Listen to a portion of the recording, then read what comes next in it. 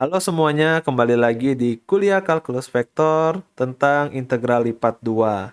Pada integral ini kita melihat kembali ya ke integral tentu. Ya, integral satu peubah.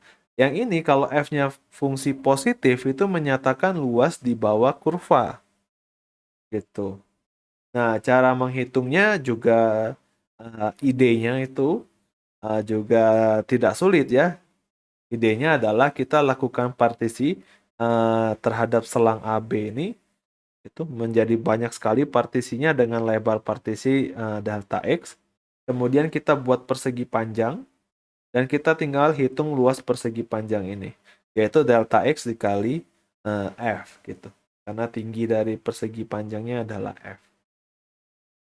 Nah, dengan ide yang sama, kalau kita mau melihat misalkan fungsi dua peubah fxy seperti ini, itu kalau nilai f-nya itu selalu positif seperti ini, dan kita punya wilayah yang kita periksa itu R gitu.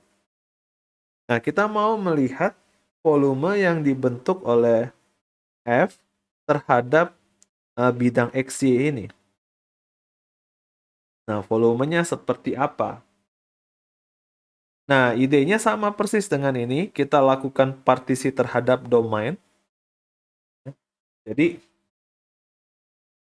domainnya ini kita lakukan partisi, tapi tidak seperti yang tadi ya. Kalau delta X itu kan hanya panjangnya saja gitu.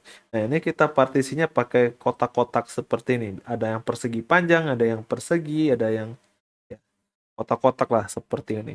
Yang kemudian kita sebut satu wilayah itu sebagai delta A. Nah, kemudian dalam satu wilayah ini kan kalau kita lihat ke atas, dan kalau kita anggap delta ini cukup kecil, ini bisa kita pandang sebagai balok gitu kan. Nah, balok ini ketinggiannya adalah nilai F itu tadi. Dan kita tahu volume dari balok ini adalah F dikali delta A. Nah, kita jumlahkanlah itu semua balok yang dibentuk berdasarkan partisi yang ada. Kita jumlahkan semua. Lalu kita perbanyak partisinya dengan memperkecil delta A. Jadi N ini akan menuju tak hingga dan ini makin kecil. Nah, kemudian kita tuliskan ini sebagai integral dari F di wilayah R yang tadi. Oke. Nah, tentu kalau misalkan wilayah R-nya kita bagi dua dalam arti seperti ini, misalkan ini R1 dan R2 seperti ini, kita bisa memisahkan integral kita ya dari wilayah R menjadi R1 ditambah R2. Mirip mirip seperti wilayah yang di interval ya, AB menjadi AC dan CB gitu kan. Itu juga ada di variabel 1. Jadi masih mirip lah. Nah, kemudian karena ini sifatnya pakai penjumlahan juga, maka dia bersifat linier. Dalam arti konstantanya ini keluar bisa, lalu plus minusnya ini juga uh, bisa dipisah ya. Integral terhadap penjumlahan dan pengurangan bisa dipisah. Oke. Nah, misalkan R yang kita punya itu ya jangan yang susah-susah dulu lah. Kita anggap aja wilayahnya segi 4 dulu. X-nya ada di antara A sampai B, Y-nya ada di antara C sampai D. Itu biasanya ini kita tulis sebagai ini nih. A, B cross C, D. Berarti X-nya ada di sini, Y-nya ada di sini. Nah, misalkan F-nya seperti ini permukaannya. Kita buat yang sederhana aja dulu. Bentuk bidang gitu ya. Lalu wilayahnya yang kita lihat dari A sampai B dan C sampai D. Kita mau melihat volume di sini. Oke. Nah, cara menghitungnya adalah kita bisa melakukan dua dua arah perpotongan ya. Jadi kayak kita potong terhadap sumbu Y, yang tegak lurus terhadap sumbu Y, nanti ada yang tegak lurus terhadap sumbu X. Sekarang kita coba lihat potongan yang tegak lurus terhadap sumbu Y ya. Kita lakukan potongan. di mana ini tegak lurus terhadap sumbu Y-nya, potongannya ini. Oke. Nah, kita anggap aja potongan ini mempunyai ketebalan sebesar delta Y, ya berdasarkan yang ini. Kan? Karena ini tegak lurus terhadap Y, berarti di sini ada ketebalannya di sini terhadap delta Y. Nah, sekarang kita lihat tinggi dari ini itu adalah fx, y0, tergantung x-nya berapa, ya kan? Tergantung x-nya berapa. Nah, luas sisinya yang ini, perhatikan yang di sini adalah wilayah B, di sini adalah x sama dengan A kan? Lihat yang ini x sama dengan A, jadi ini di sini x sama dengan A, yang ini x sama dengan B itu, ya kan? Nah, jadi untuk menghitung luas sisinya ini, kita cukup menghitung integral dari A sampai B dari fx, y0 ini. Perhatikan fx, y0 ini, y0 itu sudah konstanta, berarti fx, y0 ini adalah fungsi satu variabel, fungsi terhadap x saja. Itu. Oleh karena itu, kita bisa menghitung luasnya dengan yang integral tentu tadi, seperti ini.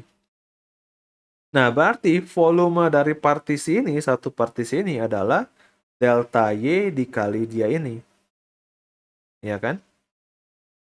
Nah, perhatikan.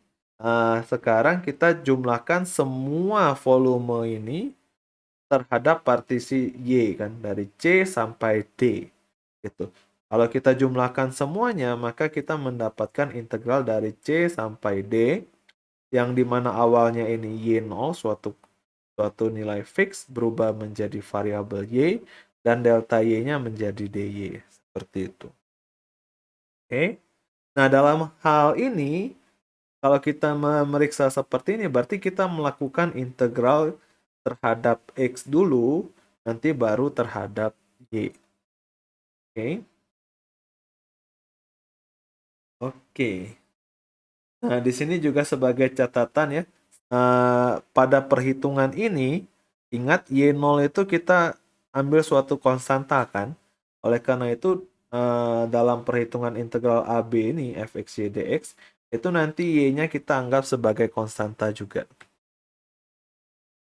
Oke, sebagai contoh misalkan seperti ini ya, kita mau menghitung ini. Nah, pertama kita hitung yang isinya dulu. Dalam menghitung yang isi ini, Y ini, kita anggap konstanta. Integral dari 40 terhadap X itu menjadi 40X. Integral 4XY terhadap X. Jadi X ini aja nih yang diintegralkan. Jadi setengah X kuadrat kan. Dikali 4Y, jadi 2X kuadrat Y. Oke. Nah, ini berarti tinggal kita masukkan batasnya 40 min 10Y. Jadi yang isinya ini bisa diganti jadi 40 min 10Y. Sekarang integralkan terhadap Y pula. Dapatlah seperti ini. Oke. Nah, sekarang kita coba melihat perpotongan terhadap sumbu X seperti ini. Nah, kalau misalnya kita lakukan perpotongan tegak lurus terhadap sumbu X ini, berarti ketebalannya berdasarkan sumbu X ini kan. Jadi ketebalannya itu adalah delta X gitu. Nah, sekarang lihat posisi yang ini itu adalah Y sama dengan C. Jadi di sini itu Y sama dengan C itu. Lalu ini Y sama dengan D. Lalu ketinggiannya ini nanti berdasarkan fungsi fx0, y. X0-nya ini konstanta, y-nya ini variabel. Jadi ini fungsi satu variabel terhadap y. Oke, sehingga luas dari sini bisa kita hitung sebagai integral dari C sampai D dari fungsinya ini. Dan volumenya berarti delta X dikali luas yang ini. Jadi seperti ini. Sekarang kita tinggal jumlahkan semua volume partisi mendapatkan integral seperti ini. Ya. Jadi ini sedikit terbalik ya. Di sini Y duluan, nanti baru X gitu. Dalam arti di sini X itu kita anggap konstanta. Oke. Nah, jadi kalau misalnya soal yang tadi sama persis, tapi ini dy dulu baru dx gitu. Aha, hasilnya sama ya. Tentu intervalnya juga ikutan diganti. Oke. Nah, jadi kita bisa melihat bahwa kalau R-nya itu adalah suatu segi 4 seperti ini, dan kita mau melakukan integral terhadap R, maka kita bisa tulis sebagai dy dx atau dx dy. Tentu yang y ini mengikuti intervalnya y ya, c dan d. X ini mengikuti intervalnya x, a dan oke. Nah, catatan urutan integral itu selalu dilakukan dari bagian dalam dulu. Oke. Variabel yang tidak dikaji di integral bagian dalam kita anggap sebagai konstanta. Misalkan kayak dy dx ini, berarti kita integralkan terhadap y dulu.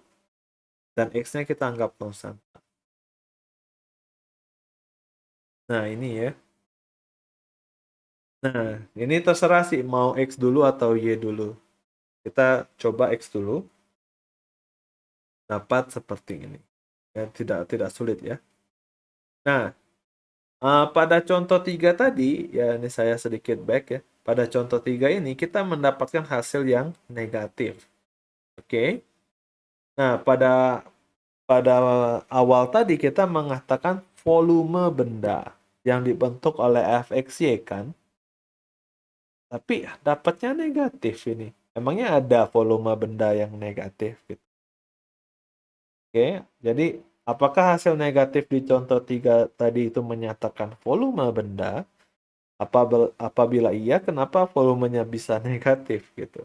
Apabila tidak, lalu integral lipat 2 dari f yang tadi itu menyatakan apa gitu? Coba dipikirkan ya. Nah, lalu ini true or false? Benar atau salah? Nah, selanjutnya ini ada beberapa latihan sambil mengingat-ingat lagi beberapa teknik integral mungkin yang diperlukan ya. Ini 1 sampai 12 dicoba semua ya. Lalu ini ada beberapa latihan lagi dan oke, sekian. Sekian dari saya. Terima kasih, sampai jumpa lagi.